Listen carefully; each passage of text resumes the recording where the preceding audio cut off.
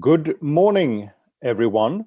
We are now at 10 o'clock, at least in the time zone where I am. And I'd like to welcome all of you to this morning event, this webinar that we're going to have on industrial policy and lessons from the past, the experiences we've had of industrial policy in modern history. I especially would like to welcome Sir Geoffrey Owen, an expert on industrial policy in Europe, who has written extensively about this subject, including an excellent report for ECIPE that we're also going to share with you in the chat function during the event. So Geoffrey and I are going to talk for about 30 to 40 minutes, and then we will start to open up for you in the audience to ask your questions. And I think all of you know the Zoom drill by now, which is that you can raise your hand, that function in Zoom, if you would like to ask the question yourself. But you can also put the question or a comment that you have in the chat function, and then I will bring it up. And please do so throughout the event, because that allows me perhaps to weave in something you say at an earlier part in our conversation as well. So welcome everyone, and especially welcome to you, Geoffrey. I'm very pleased to have you joining us this seminar this morning. Thank you very much for inviting me. So I would like us to start to talk about where we are right now and current developments in industrial policy, and especially what is happening in leading economies in the world, the UK, continental Europe, and United States. Is it right to say that we are in a new wave of industrial policy? I think we are. When I look at the post-war period, one can think of the early interventionist period in, say, the 60s and 70s, when some countries, particularly the UK and France, were involved in creating national champions and intervening to protect or promote selected industries. That was, as it were, phase one of post-war industrial policy. Then from the kind of early 80s onwards, probably led by Margaret Thatcher in the UK, we shifted from intervention towards greater reliance on markets, more horizontal policies rather than selective ones. And that was very much imitated or followed in other European countries, including France to some extent. Then this shift started. I don't know whether one could time it a little bit to the financial crisis in 2008, but since then, over the last 10 or 15 years, we have had a revival of a more activist involvement by the state in industrial policy matters. And I think the very interesting question is whether this new wave of industrial policy will avoid the mistakes made in the first wave, which I've mentioned, how far it differs from it. There are obviously some differences in the external environment.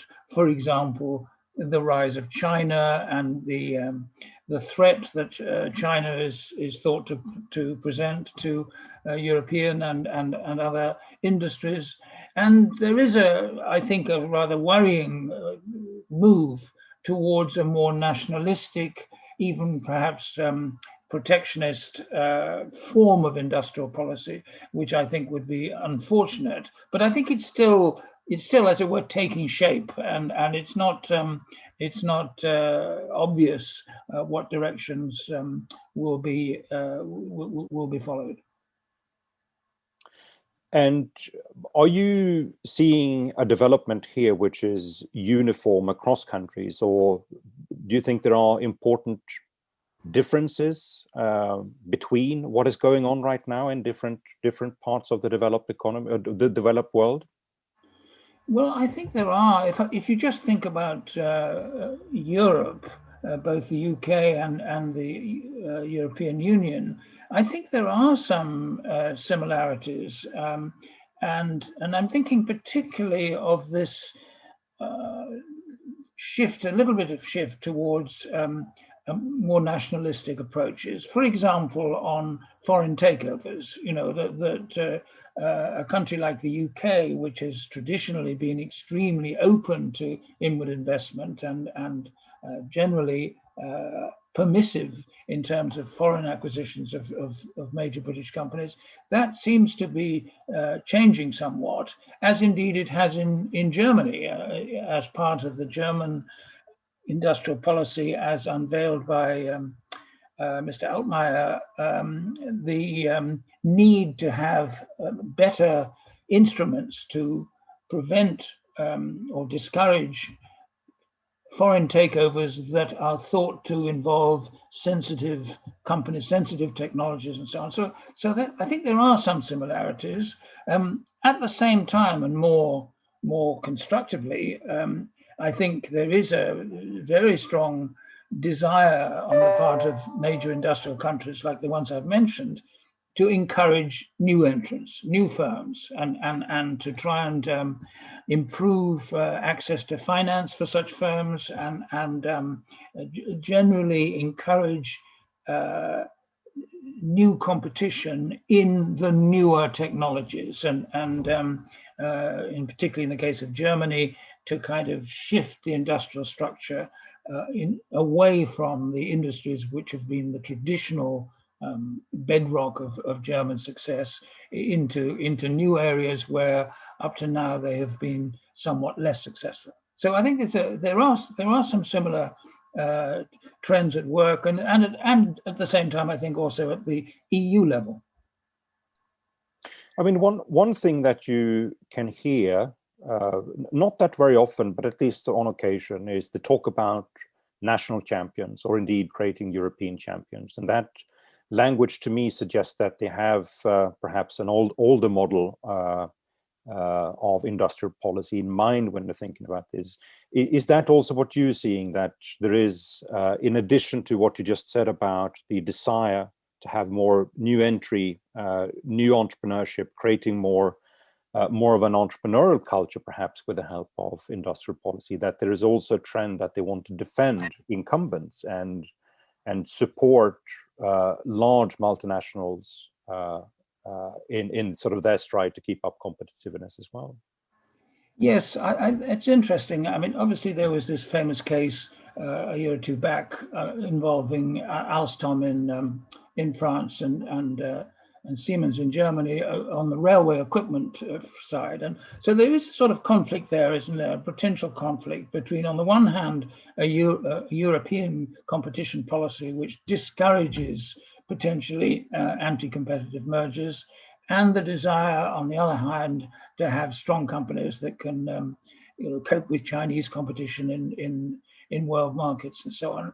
I mean, my impression is that the old style promotion of national champions through government-induced mergers, as we had on several occasions in the UK, most obviously in the car industry, in the auto industry, I don't think there's much of that around. I think there may be a degree of protection, and as I mentioned in the case of takeovers and so on, but I think the creation of European champions, well, it does figure somewhat, or seems to figure, in Altmaier's thinking about how industrial policy should evolve. But I don't think that has really taken on, at least that's my impression, and not taken on in a big way. Is there any other motivation to this new wave of industrial policy than perhaps fear of China and sort of a desire to help companies to avoid Chinese firms steamrolling European companies, either sort of in European British markets or perhaps in third markets where some of these Chinese firms have become big? So if we pause that motivation for the time being and think more about other motivations for the revival of industrial policy now, what would you point to as other sources for it? Well, I think in relation to Europe, which is, I suppose, the area which I've most looked at most closely, I think there is an anxiety Well, if you go back to the 60s and 70s, you remember there was a lot of worries about the so-called technology gap between Europe and the United States, and how we must catch up in these various key technologies. I think there's a bit of that around the place, and the sort of general feeling is that there are new technologies coming along, and artificial intelligence and quantum computing and so on, which where the fear is that Europe is going to be squeezed between the US on one side and China on the other. So I think there is a sense that the industrial structure in Europe needs to be shifted somewhat in the direction of so-called cutting-edge technologies, so that we're less dependent on the older industries. But of course that is combined with an anxiety that the older industries keep going and are not allowed to decline. Obviously, most importantly, in the case of Germany, the auto industry, which is so important there and which is facing quite difficult challenges. But I think there is probably to a much greater extent than in either of the two earlier phases, a greater focus on new technology, new firms, new entrants. How can we get the same dynamism that is associated with the United States on the one hand, without going in for the massive subsidies and sort of top-down direction, which seems to characterize Chinese industrial policy? Yep. Let's return to that issue in a while when we talk a little bit more about trends and developments in industrial policy. But what I'd like to do first is perhaps to step back in time a bit and look back at the history, what we've learned from the past, both good lessons and bad lessons, basically what worked and what didn't work in industrial policy in the past. So you've already mentioned, Geoffrey, these two different phases that you have identified in the past, in past industrial policy. So if we start with the first phase, what was distinct about industrial policy in the first phase, and what would you say are the lessons that we've learned from that period? Well, I think, and this here I'm obviously mostly influenced by our experience in the UK, but a little bit on other European countries too. I think we've learned, most importantly, the inability of governments to identify the right industries to support and support them in a kind of top-down-ish type of way. I think that that's one very important thing, that where governments have taken a direct stake in creating new companies, creating large companies, as in the case of British Leyland Motor Corporation, where I worked for a few years, that can end in tears. And in those they greatly underestimated, in our case, I think probably in other countries too, but particularly in our case, greatly underestimated the problems of getting these great big mergers to work efficiently, and all that. That's an important lesson, and I don't think we're going to go back there. I mean, I think it's one can never be completely sort of black and white about these matters, and in one case, which is often used by proponents of an active industrial policy as a good example, is the case of Rolls-Royce in the UK, which was and is the principal manufacturer of aero engines, and it went bust in the early 70s and was in effect nationalized by the what was then the Conservative government, and that in the end, that worked reasonably well, in the sense that Rolls-Royce did have a innovative engine design, which turned out to be rather successful, and during the period of state ownership, it was able to continue to invest in that technology and eventually was privatized and so on. I mean, I think that's, in my view, a bit of an exceptional case, but it shows that government ownership is not, as it were, per se certain to damage whatever is being taken over. And so one needs to be, at least I think one needs to be a little bit, I don't know, nuanced in denouncing all government intervention. But I think people are now, policymakers and others, are more aware of the disadvantages of government control, the politicization that often gets involved in companies once they become owned by the state, and so I think that's an important lesson. So basically, it's difficult to pick winners. Is that one of the lessons from the first phase, perhaps, that governments can do a lot in terms of taking over firms or trying to organize the markets where firms operate, and sometimes they will strike gold, but quite often they won't, and it's difficult to understand sort of ex ante what factors that are going to lead to success and what factors that are going to lead to failures. Yes, I think that's right, and I think actually towards the end in the UK, towards the end of the kind of interventionist era that I mentioned, there was a recognition, a growing recognition, which was taken much further under Thatcher, that new firms, especially in newer industries, should have a higher priority. And there were two areas. One was biotechnology and the other was semiconductors, where the Labour government in Britain in the late 70s helped to create two new firms, which was a sort of a sign of shifting away from we must have big national champions towards more innovative new firms that had fresh ideas and are more likely to exploit new technologies than the incumbents. So I think that was a sort of a beginning of a trend which was taken much further by the Conservative governments which held office in the 1980s and 90s, where, as I mentioned before, there was much more focus on horizontal policies, how to encourage more spin-out companies from universities and all that sort of thing.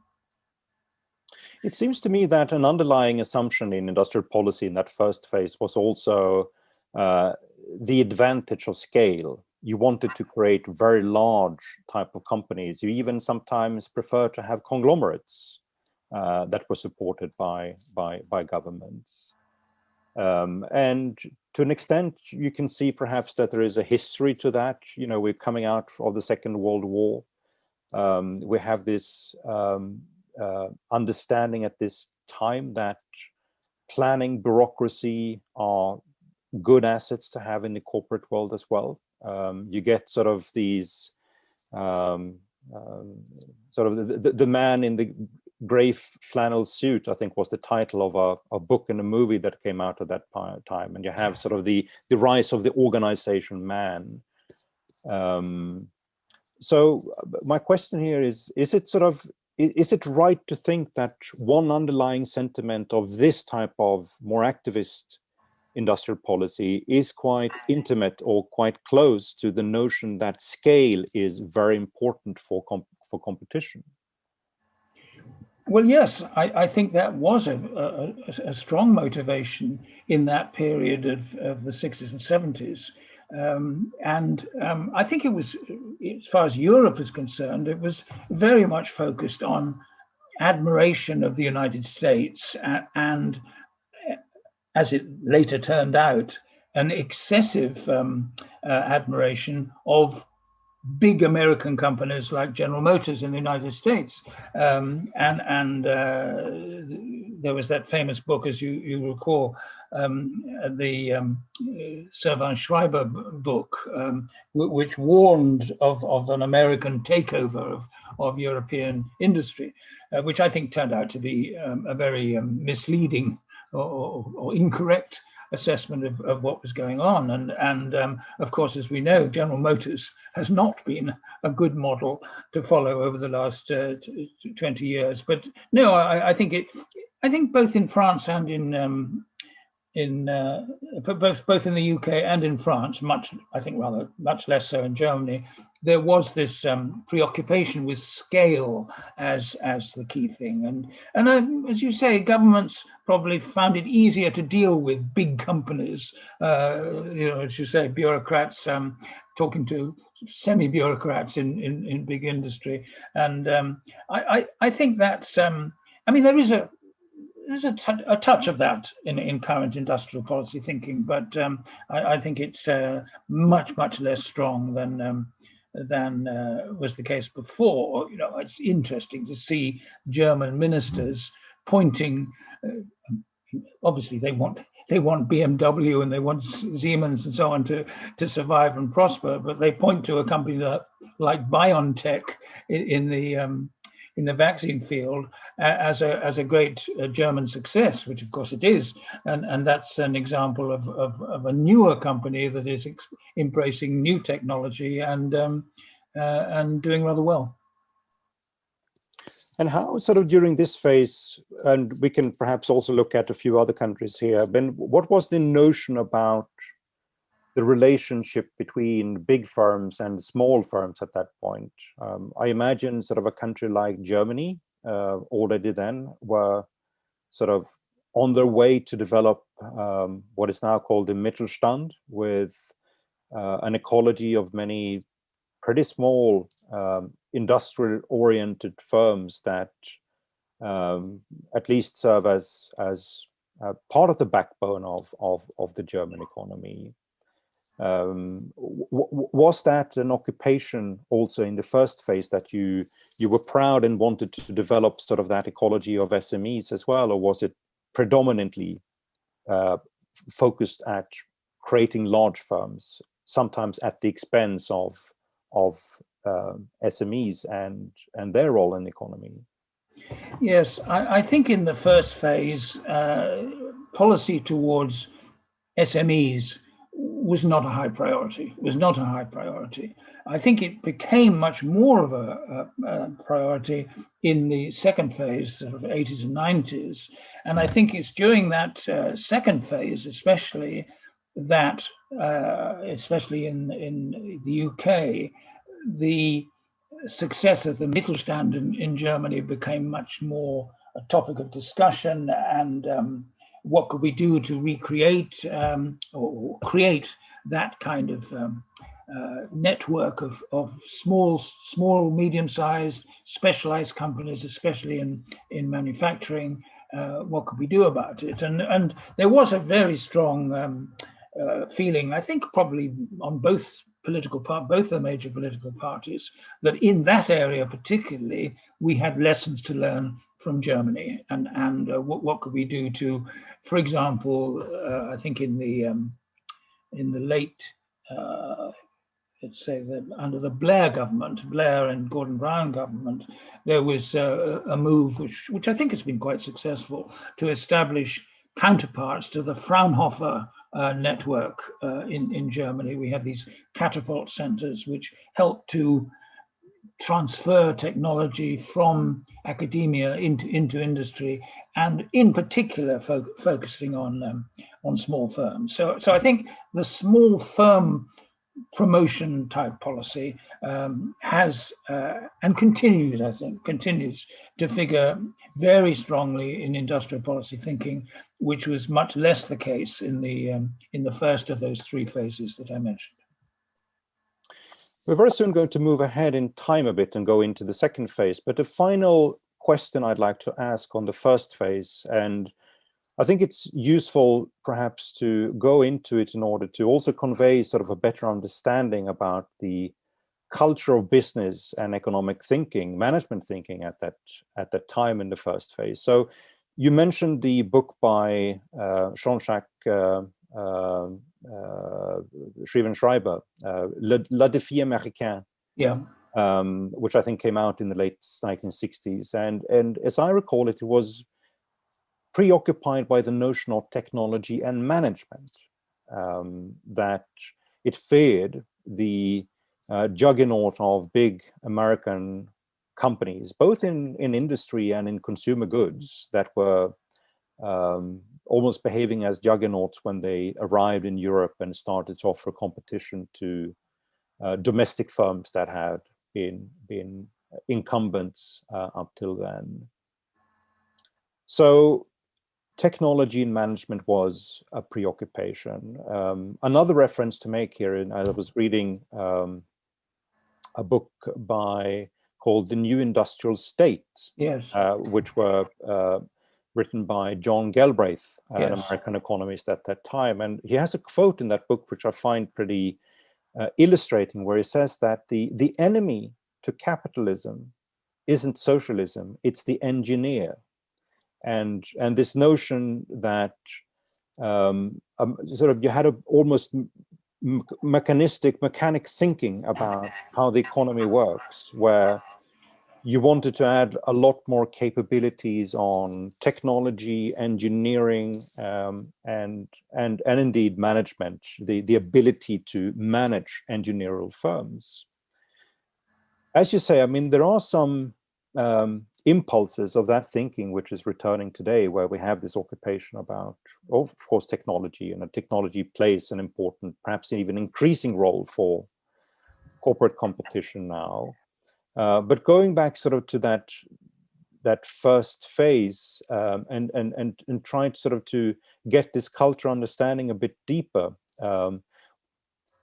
would you agree with me sort of to say that this culture itself was sort of deeply ingrained in industrial policy, how governments thought about what they wanted to achieve?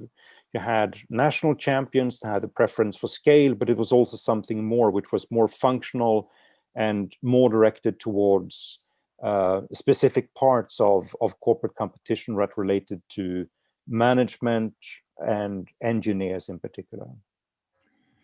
Well, I'm not sure about that. I think that the issue of the professionalization of management and the need to train managers, especially managers capable of running large corporations, was certainly a preoccupation. And in our country, in the UK, that was part of the motivation for setting up the London Business School and the Manchester Business School. I've forgotten the date exactly, but that was a sort of early attempt to sort of replicate the quality of management, which was widely seen to be a source of American success. And I think in the same kind of area, you could think of the success of McKinsey, the American management consultants, and they came in quite early, I think in the 60s, and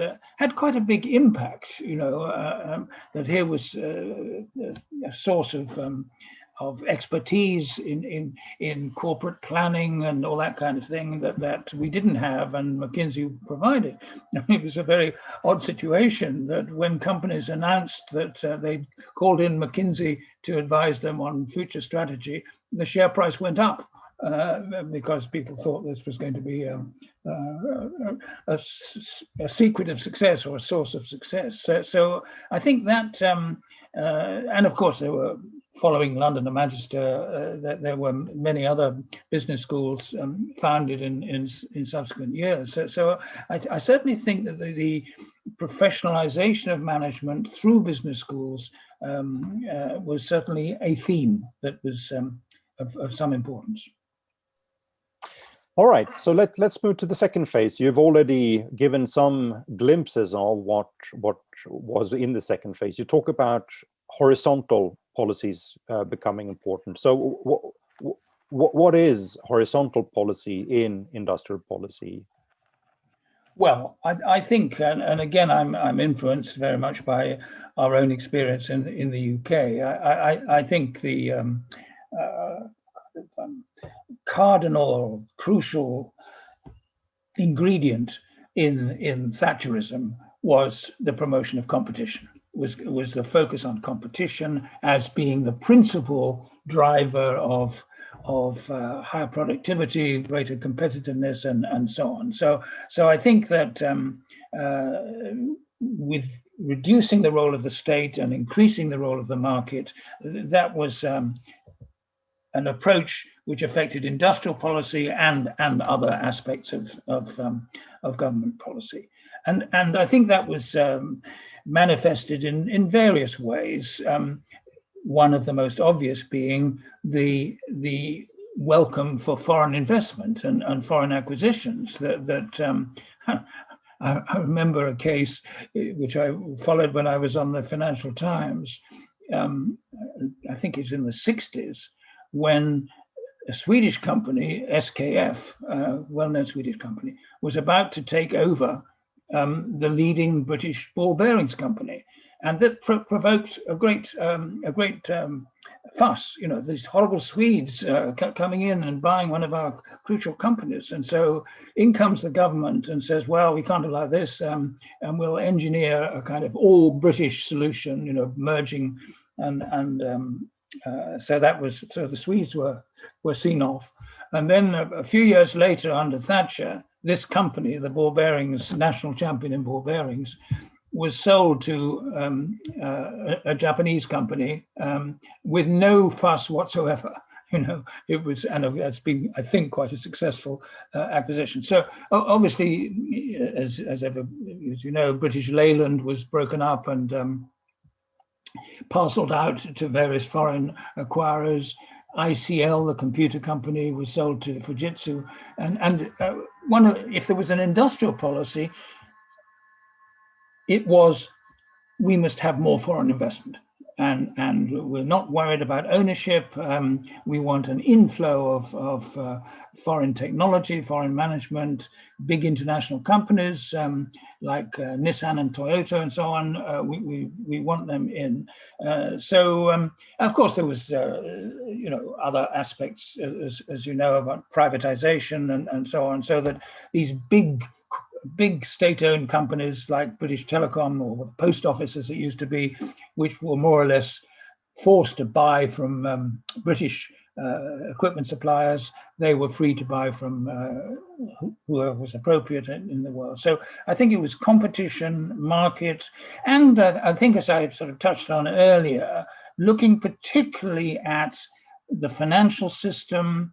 Could we make it more friendly for new firms? What tax changes needed to be made to encourage American-style venture capital firms to get established in the UK? Could the stock market be persuaded to look at how they could attract early-stage firms and so on? So those were the sort of motivations that I think drove industrial policy such as it was during that period. Was there also something new in here concerning entrepreneurship? Perhaps you can call it even a new admiration for entrepreneurs that created something new.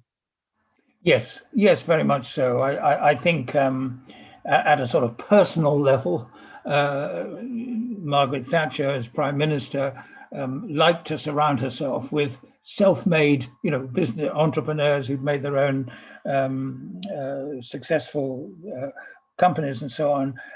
Yes, and her ministers were very much seized of that of that line. And yes, I think entrepreneurship was given a high priority. How can we encourage them to get started, to get bigger?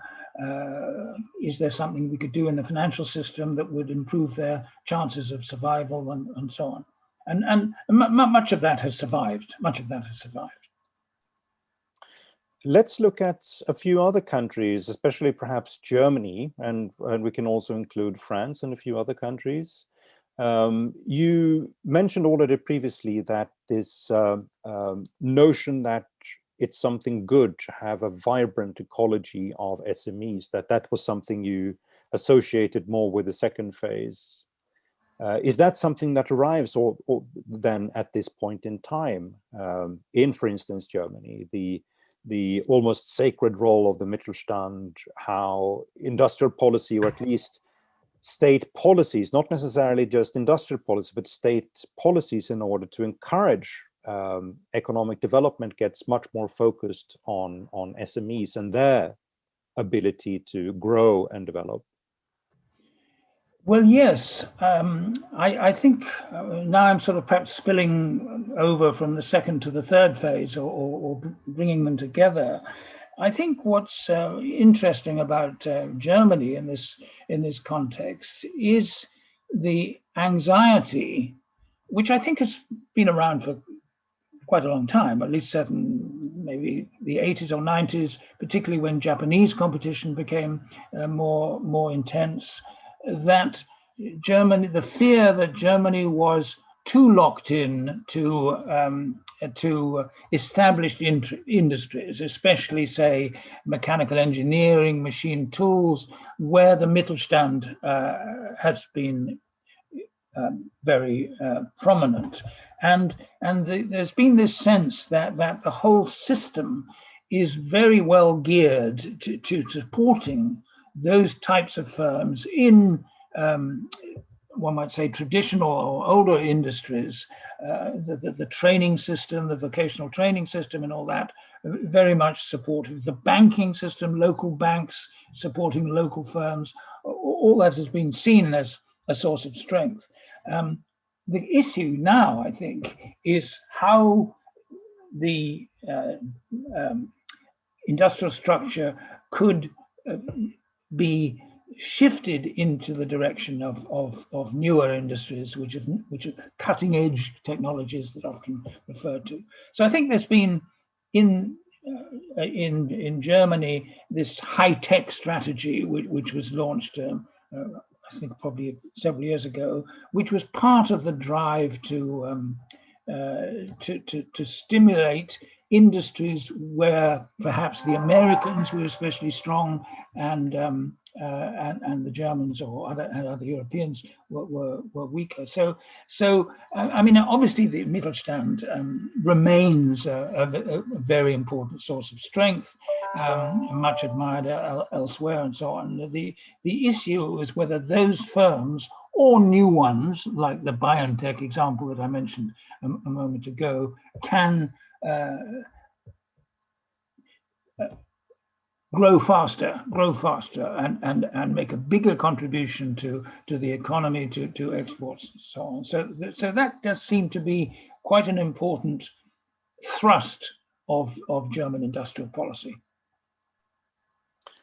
Very soon going to come into the biotech sector. You mentioned just BioNTech. Just one final question on the second phase. So how much of industrial policy being developed in the 1980s and 1990s is affected by some poor industrial experience in the 1980s, and perhaps indeed already in the 1970s? We had, for instance, companies like IBM that was hugely admired in the 60s and the 70s and the early 80s. I mean, they were seen as basically the master of the universe, and suddenly IBM enters into a period of huge difficulties where it simply sort of cannot keep up with market change, and it's a colossi, a bureaucratic colossi in a sense. It takes a long time in order to turn the company around. We can go sort of almost country by country, and we can see lots of these examples of companies that had been hugely admired in previous decades are suddenly entering into difficulties. And you see, perhaps, I don't know if this is true, so I'm asking you, almost a challenge to the notion that scale is per se something good. Yes, I'm not sure about that. I mean, I think if you look at Germany again, I think it's interesting to look at the evolution of a company such as Siemens. That Siemens obviously it's still a very large company, but I would say that over the last 10 or 20 years, they have that company has reorganized itself in quite a radical way by hiving off things that it could no longer be a kind of world competitor in. And I think in part, and this is sort of part of globalization, which is a sort of slightly different story, they have responded to shareholder pressure. You're hanging on to the semiconductor business for too long, and you're never going to make it against Intel and so on. And so I think the big companies, still very important, but have move towards a greater degree of specialization. We're not going to try to cover the whole of the electronics spectrum, but we'll play to our strengths, and of course create new strengths. But so I think the sort of a conglomerate approach has very much faded away. I mean, our situation in Britain is a bit different, since we don't have companies like Siemens. We're rather short of big companies, and I think that's a bit of a weakness in our situation. We have some big companies in the pharmaceutical industry, which is good, GlaxoSmithKline and AstraZeneca, but outside, and one or two in the aerospace sector and so on, but we're rather short of big companies, and and that's historically that's been a big strength in the United States, hasn't it? That you get these companies like Hewlett Packard and so on, from which all kinds of spin-off companies emerge. So it's a mixed picture. It's a mixed picture. All right, so let us talk about biotechnology, which is something you've covered in a book that you co-authored on especially sort of the British development of a biotechnology sector. Of course, I mean, this is now very much in the news and very much discussed as every country is racing to try to scale up vaccines production. So looking at biotechnology sector, and perhaps not in the UK, we can also talk about Germany, since at least now they have two companies, BioNTech and CureVac, that have both been pretty successful in the development of COVID-19 vaccines.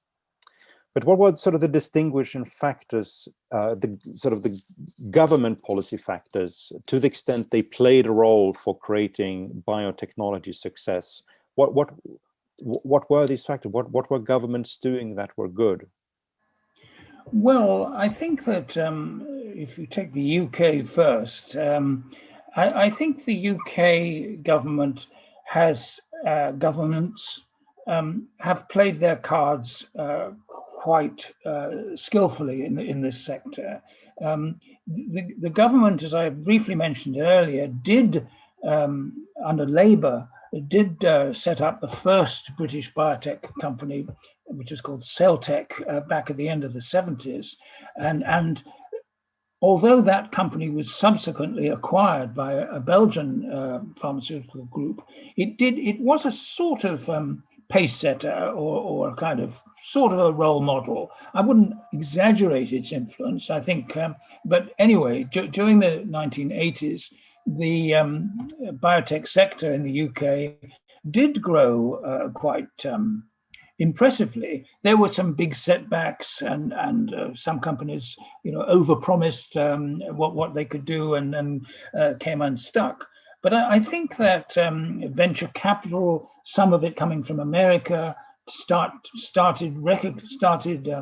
seeing that UK science, biomedical science, was something that could be, the basis for successful companies, and so you got quite an active involvement there. And I think by European standards, at any rate, the UK has done well in the biotech sector. What has been a source of anxiety is that not enough of those companies, in fact, very few of those companies get listed in London, but go to America and get listed on the NASDAQ exchange in America. But that reflects the fact that the US has a much bigger biotech sector, has a much bigger investor community, which is sort of expert in assessing these early stage firms and so on. And I don't feel particularly any great anxiety on that front. Some of these firms that listed in America remain committed to the UK as a R&D base and so on. I think the German story is much more is interesting in that there, and again I'm just making sure about the dates, but as you will recall, there was a burst of activity in the German biotech sector, I think in the mid to late 90s, stimulated by government, both at the federal level and at the state level. As you remember, a new stock market was set up called the Neue Markt, to which many of these, or several of these biotech firms, went for a stock market listing, and all that came unstuck. And again, there was a sort of over promising situation, and some of those firms disappeared. But I think that since then, and probably thanks to, in part at any rate, to government-led sort of assistance schemes or financial assistance schemes, firms like, I think BioNTech as an example, they have made use of at least two of the German government financial assistance schemes, and that's been helpful. Whether that's been decisive in their growth, I'm not sure. But again, my impression is that okay, as you say, CureVac and BioNTech are well known, but I think there are others that are doing okay. So I think that in that area, the Germans have certainly recovered from that Neue Markt disaster, and that sector looks, I would have thought, reasonably promising.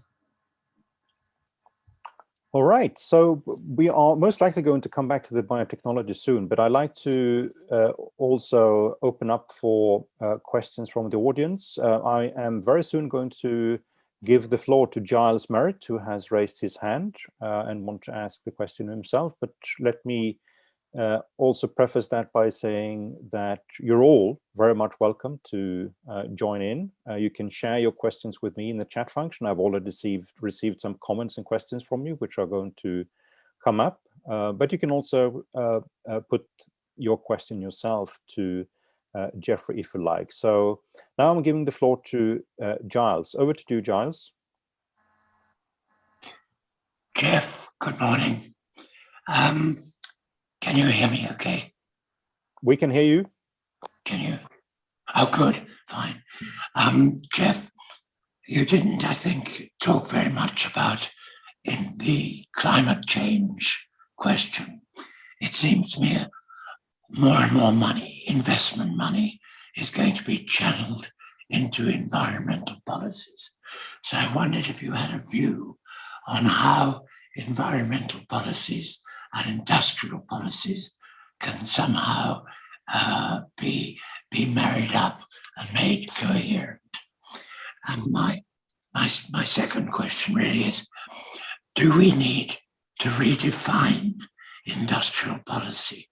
Because in the 20th century, it seemed to mean all things to all men, depending on where you stood. Now it seems to me it must be about catch up in areas like ITC and getting ahead in bioscience. Do you have a snappy summary of what industrial policy should actually embrace? Many thanks, Giles. Yes, Geoffrey, do you have a snappy summary for what we're going to do? Well, on the first point, I think that environmental policy and industrial policy in the UK are quite closely linked. there is a bit of uncertainty at the moment in the UK about what the present government plans to do on all this, on industrial strategy, that is. But under the previous government, Theresa May's government, for example, one of their grand challenges was climate change, global warming, and a whole lot of projects were set in train in order to contribute to that or to help solve that problem. For example, investment in batteries for electric cars, and quite a lot of taxpayers' money is going into a battery development program. And of course Boris Johnson is putting a great deal of emphasis on his net zero objective and so on, and industrial policy is highly relevant to that. Quite how the government is going to marry the two remains unclear. I mean, on the other point, I mean, my main feeling, I think, is that, and this perhaps is a sort of old-fashioned liberal point of view, is that one's got to be cautious about governments deciding what technologies are going to be important and how to promote them. I think the main thrust of industrial policy should be on horizontal measures that are not discriminating between favored industries and less favored industries. And I think that's a thrust which should not be downplayed or forgotten, and I'm worried about the extent to which, for example, in the UK, we seem to be moving a bit more towards intervention, protection, and so on, e.g. on the foreign takeovers business. That just the other day we've had the ARM electronics company possible takeover by an American company being referred to the competition authorities, and there does seem to be an element of, as I said at the very beginning, an element of nationalistic stroke protectionist thinking entering into industrial policy, which I think is not helpful. All right, let's move over to Josh Gartland. Josh, you wanted to ask a follow-up to climate change industrial policy comment that Giles made? Yes, indeed, yeah. Hi, everyone. My name is Josh Gartland. I'm speaking on behalf of Wind Europe, which is the European Wind Energy Association. So, yeah, just to say, I mean, not a lot of people know, but the EU is actually the world leader in terms of wind energy technology. We're ahead technologically. We're leading on almost all third country markets, with the exception of China. So European-made or European-designed wind turbines are being installed in over 80 countries in the world. Currently, only one of the 5 EU-based wind turbine OEMs is making money. So there is clearly a disconnect between where we are competitively and where we are financially. Maybe one other point to take up Giles's question, it's not about financing. The money's there, it's cheap, it's about finding the projects. And here there's a big bottleneck, in particular when it comes to permitting new projects. And we believe that the EU is not really doing enough to ensure that projects are permitted quickly and easily. We have this Renewable Energy Directive, which says projects should be permitted within 2 years. In reality, it's closer to 3, 4, in some cases 5 years. Maybe just one word on the UK. The UK is, I think, an example for the world when it comes to offshore wind. The UK government is providing good visibility on volumes, which is good for investor certainty, and also encourages the localization of manufacturing. The UK also has a very nice revenue stabilization mechanism, the two-sided contracts for difference, and this also is good for investor certainty. I think that it's more of a comment than the question, but I guess the conclusion would be, I mean, the EU does have have a big comparative advantage in wind energy manufacturing. So, how can we build on this going forward when we see only one of our big manufacturing companies is actually making money in the present environment? All right, thank you very much. Geoffrey, do you have any comments to that? Not really. I'm not at all an expert on environmental policies at all. I think the only point I would make is that, and sort of a slight warning note perhaps, that in the UK, yes, we have done well, and this is good on wind power and in other areas.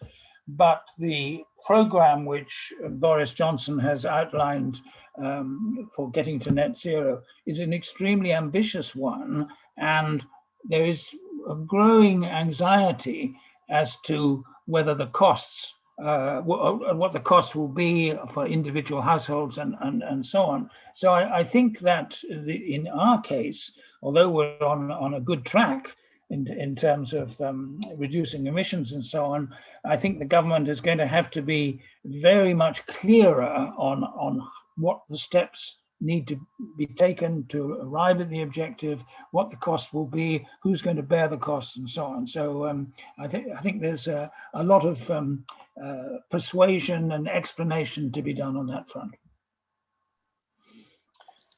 All right, so a few questions, Geoffrey, from other audience. Let's start with one which is on the linkages between industrial policy and trade policy. I mean, is there such a linkage in the first place that you can sort of link what you do domestically to desire on the external front to protect or open up? Well, again, I am rather anxious about the trend in Europe, and I think also in the EU and also in the UK, towards what sometimes is called strategic autonomy. You know, that this suggestion that we should look again at supply chains around the world and see what can be reshored into domestic areas and so on. Obviously, the vaccine situation has highlighted all that, and I think that's.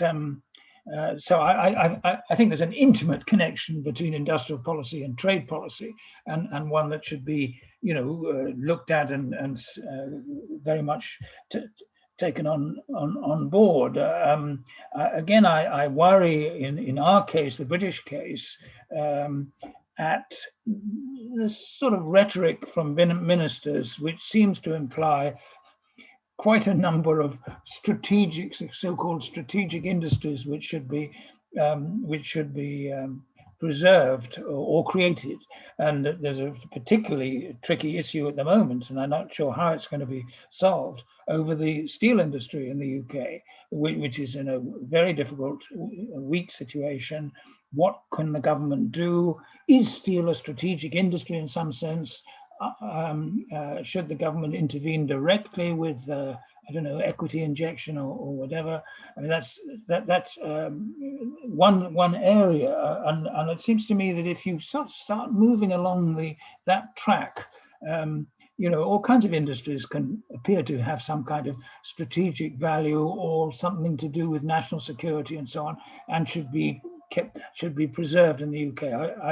I think that the trade policy aspect of this whole thing is extremely important, and I very much hope that the reshoring tendency does not get out of hand. All right. Our final question, Geoffrey, before we are going to close. This is also it's a question from one person in the audience, but also links to something that we were talking about previously when I made that connection between the admiration for bureaucracy, management skills, engineers, back in the first phase of industrial policy and what we're seeing right now. So the comment here from one in the audience is basically that his experience is that management is becoming more top heavy in business again. And it's especially been so in the past 10 years. A lot more coordination, many more people are sort of sucked into spending a lot of their working time in meetings and just following the email flow that takes place within large and complex organizations, and all that takes time away from more sort of productive work that you could do. So I think to add a question to that comment is basically, do we have sort of a notion right now where it's again a premium on scale, large companies, and the role of management, especially in large companies, that management there is much more professional than you have in other types of companies, and in an age when technology is becoming ever more important, it is critical again that we move towards large entities that can attract these type of engineers, even if it's top heavy or also top, very much top down, even if it leads to a lot of waste of labor resources. Are we yet again at this phase, like in the first phase, where we prefer large units in order to compete in the world?